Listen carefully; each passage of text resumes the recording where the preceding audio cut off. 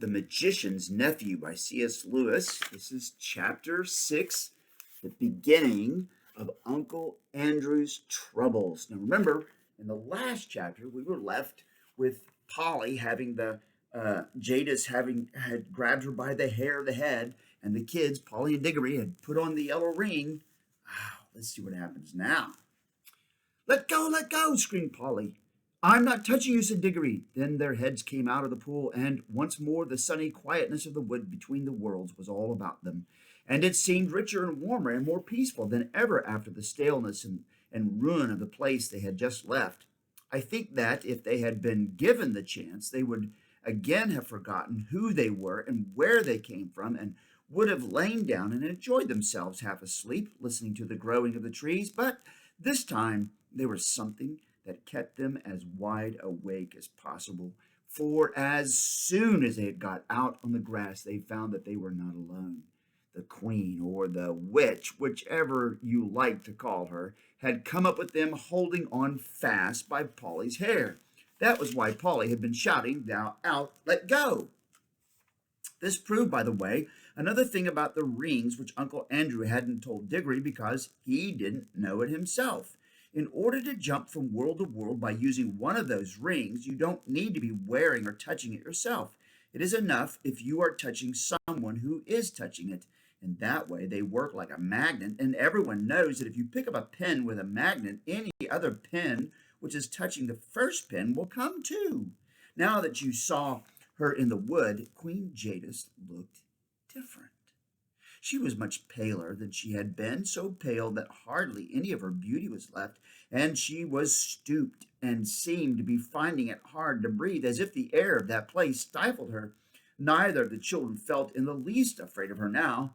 Let go of my hair, said Polly. What do you mean by it? Here, let go of her hair at once, said Diggory. They both turned and struggled with her. They were stronger than she, and in a few seconds they had forced her to let go. She reeled back, panting, and there was a look of terror in her eyes. Quick, Diggory, said Polly. Change rings and into the home pool. Help, mercy, cried the witch in a faint voice, staggering after them. Take me with you. You cannot mean to leave me in this horrible place. It is killing me. It's a reason of state, said Polly spitefully, like when you killed all those people in your own world. Do be quick, Diggory. They had put on their green rings, but Diggory said, Oh, bother, what are we to do? He couldn't help feeling a little sorry for the queen. Oh, don't be such an ass, said Polly. 10 to 1 she's only shamming. Do come on. And then both children plunged into the home pool. It's a good thing we made that mark, thought Polly. But as they jumped, Diggory felt that a large cold finger and thumb had caught him by the ear. And as they sank down and the confused shapes of our own world began to appear, the grip of that finger and thumb grew stronger. The witch was apparently recovering her strength. Diggory struggled and kicked, but it was not of the least use. In a moment, they found themselves in Uncle Andrew's study, and there was Uncle Andrew himself staring at the wonderful creature that Diggory had brought back from beyond the world.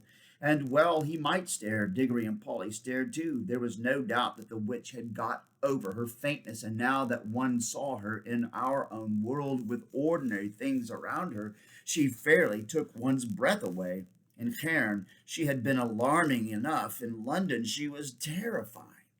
For one thing, they had not realized till now how very big she was. Hardly human was what Diggory thought when he looked at her, and he may have been right, for some say there is giantish blood in the royal family of Cairn. But even her height was nothing compared with her beauty, her fierceness, and her wildness. She looked 10 times more alive than most of the people one meets in London. Uncle Andrew was bowing and rubbing his hands and looking, to tell the truth, extremely frightened. He seemed a little shrimp of a creature beside the witch, and yet, as Polly had said afterwards, there was a sort of likeness between her face and his, something in the expression. It was the look that all wicked magicians have, the mark, which Jadis had said she could not find in Diggory's face. One good thing about seeing the two together was that you would never again be afraid of Uncle Andrew any more than you'd be frightened of a worm after you had met a rattlesnake or afraid of a cow after you'd met a mad bull. Pooh, thought Diggory to himself. Him, a magician? Not much. Now she's the real thing. Uncle Andrew kept on rubbing his hands and bowing. He was trying to say something very polite, but his mouth had gone all dry so that he could not speak. His experiment with the rings, as he called it, was turning out more successful than he liked, for though he had dabbled in magic for years, he had always left all the dangers, as far as one can, to other people. Nothing at all like this had ever happened to him before. Then Jadis spoke. Not very loud, but there was something in her voice that made the whole room quiver. Where is the magician who has called me into this world? Madam, gasped Uncle Andrew, I am most honored, highly gratified, a most unexpected pleasure. If only I had the opportunity of making any preparations, Where is the magician, fool? Said Jadis. I am, madam. I hope you will excuse any liberty these naughty children may have taken. I assure you there was no intention. You, said the queen in a still more terrible voice. Then, in one stride, she crossed the room, seized a great handful of Uncle Andrew's gray hair, and pulled his head back so that his face looked up into hers. Then she studied his face just as she had studied Diggory's face in the palace of Cairn. He blinked and licked his lips nervously all the time. At last she let him go so suddenly that he reeled back against the wall. I see, she said scornfully. You are a magician of a sort. Stand up, dog, and don't sprawl there as if you were speaking to your equals. How do you come to know magic? You are not of royal blood, I'll swear. Well, not perhaps in the strict sense, stammered Uncle Andrew. Not exactly royal, ma'am. The Ketterleys are, however, a very old family, an old Dorsetshire family, ma'am. Peace, said the witch. I see what you are. You are a little peddling magician who works by rules and books. There is no real magic in your blood and heart. Your kind was made an end of in my world 1,000 years ago, but here I shall allow you to be my servant. I should be most happy, delighted to be of any service, a pleasure, I assure you. Peace! You talk far too much. Listen to your first task.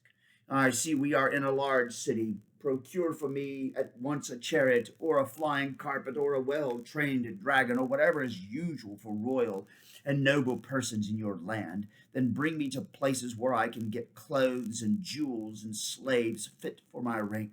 Tomorrow I will begin the conquest of the world.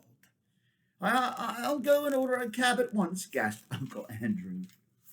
Stop, said the witch, just as he reached the door. Do not dream of treachery. My eyes can see through walls and into the minds of men. They will be on you wherever you go. At the first sign of disobedience, I will lay such spells on you that anything you sit down on will feel like red hot iron, and whenever you lie in a bed, there will be invisible blocks of ice at your feet. Now go. The old man went out looking like a dog with its tail between its legs. The children were now afraid that Jadis would have something to say to them about what had happened in the wood. As it turned out, however, she never mentioned it either then or afterwards. I think, and Diggory thinks too, that her mind was of a sort which cannot remember that quiet place at all. However often you took her there, and however long you left her there, she would still know nothing about it. Now that she was left alone with the children, she took no notice of either of them, and that was like her too. And Cairn, she had taken no notice of Polly till the very end, because Diggory was the one she wanted to make use of. Now that she had Uncle Andrew, she took no notice of Diggory. I expect most witches are like that. They are not interested in things or people unless they can use them. They are terribly practical. So there was silence in the room for a minute or two, but you could tell by the way Jadis tapped her foot on the floor that she was growing impatient. Presently she said, as if to herself, What is the old fool doing? I should have brought a whip. She stalked out of the room in pursuit of Uncle Andrew without one glance at the children. Whew, said Polly, letting out a long breath of relief. And now I must go home. It's frightfully late. I will catch it. Well, do come back as soon as you can, said Diggory. This is simply ghastly having her here. We must make some sort of plan. That's up to your uncle now, said Polly. It was he who started all this messing about with magic. All the same, you will come back, won't you? Hang it all, you can't leave me alone in a scrap like this. I shall go home by the tunnel, said Polly rather coldly. That'll be the quickest way, and if you want me to come back, hadn't you better say you're sorry? Sorry, exclaimed Diggory. Well, now, if that isn't just like a girl, what have I done? Oh, nothing, of course, said Polly sarcastically. Only nearly screwed my wrist off into that room with all the waxworks like a cowardly bully. Only struck the bell with the hammer like a silly idiot. Only turned back in the wood so that she had time to catch hold of you before we jumped into our own pool. That's all. Oh, said Diggory, very surprised. Well, all right, I'll say I'm sorry, and I really am sorry about what happened in the waxworks rooms. There, I've said I'm sorry, and now do be decent and come back. I shall be in a frightful hole if you don't. I don't see what's going to happen to you. It's Mr. Ketterley who's going to sit on red hot chairs and have ice in his bed, isn't it? It isn't that sort of thing, said Diggory. What I'm bothered about is Mother. Suppose that creature went into her room. She might have frightened her to death. Oh, I see, said Polly in a rather different voice. All right. We'll call it Pax. I'll come back if I can, but I must go now. She crawled through the little door into the tunnel, and that dark place among the rafters that had seemed so exciting and adventurous a few hours ago seemed quite tame and homely now. And we now must go back to Uncle Andrew. His old, poor old heart went a pitter-pat as he staggered down the attic stairs, and he kept on dabbing his forehead with a handkerchief. When he reached his bedroom, which was in the floor below, he locked himself in, and the very first thing he did was to grope in his wardrobe for a bottle and a wine glass, which he always kept hidden there where Aunt Letty would not find them. He poured himself out a glassful of some nasty grown-up drink and drank it off at one gulp. Then he drew a deep breath. Upon my word, he said to himself, I'm dreadfully shaken, most upsetting, and at my time of life. He poured out a second glass and drank it too. Then he began to change his clothes. You have never seen such clothes, but I can just remember them. He put on a very high, shiny, stiff collar of the sort that made you hold your chin up all the time. He put on a white waistcoat with a pattern on it and arranged his gold watch chain across the front. He put on his best frock coat and one he kept for weddings and funerals. He got out his best tall hat and polished it up. There was a vase of flowers, put there by Aunt Letty on his dressing table. He took one and put it on his buttonhole. He took a clean handkerchief, a lovely one, such as you couldn't buy today, out of the little left-hand drawer, and put a few drops of scent on it. He took his eyeglass with the thick black ribbon and screwed it into his eye. Then he looked at himself in the mirror. Children have one kind of silliness, as you know, but grown-ups have another kind. At this moment, Uncle Andrew was beginning to be silly in a very grown-up way. Now that the witch was no longer in the same room with him, he was quickly forgetting how she had frightened him and thinking more and more of her wonderful beauty. He kept on saying to himself, a dem fine woman, sir, a dem fine woman, a superb creature. He had also somehow managed to forget that it was the children who had got hold of this superb creature. He felt as if he himself, by his magic, had called her out of the unknown worlds.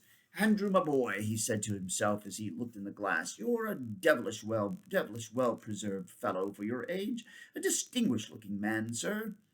You see, the foolish old man was actually beginning to imagine that the witch would fall in love with him. The two drinks probably had something to do with it, and so had his best clothes, but he was, in any case, as vain as a peacock. That was why he had become a magician. He unlocked the door, went downstairs, sent the housemaids out to fetch a hansom. Everyone had lots of servants in those days, and he looked into the drawing room. There, as he expected, he found Aunt Letty. She was busily mending a mattress. It lay on the floor near the window, and she was kneeling on it. Ah, Letty, my dear, said Uncle Andrew, I have to go out. Just lend me £5 or so. There's a good gal. Gal was the way he pronounced girl. No, Andrew dear, said Aunt Letty in her firm, quiet voice, without looking up from her work. I have told you times without number that I will not lend you money. Now, pray don't be troublesome, my dear gal, said Uncle Andrew. It's most important. You will put me in a deucedly awkward position if you don't. Andrew, said Aunt Letty, looking him straight in the face, I wonder you are not ashamed to ask me for money. There was a long, dull story of grown-up kind behind those words. All you need to know about it is that Uncle Andrew, between managing poor Letty's business matters for her and never doing any work and running up large bills for brandy and cigars, which Aunt Letty had paid again and again, had made her a good deal poorer than she had been 30 years ago. My dear girl, said Uncle Andrew, you don't understand. I shall have some quite unexpected expenses today. I have to do a little entertaining. Come now, don't be tiresome. He sounds so entitled. And who, pray, are you going to entertain, Andrew? Asked Aunt Letty. A most distinguished visitor has just arrived. Distinguished fiddlestick, said Aunt Letty. There hasn't been a ring at the doorbell for the last hour. At that moment, the door was suddenly flung open. Aunt Letty looked round and saw with amazement that an enormous woman, splendidly dressed, with bare arms and flashing eyes, stood in the doorway. It was the witch. And that's the end of the chapter. Back with more tomorrow. Bye.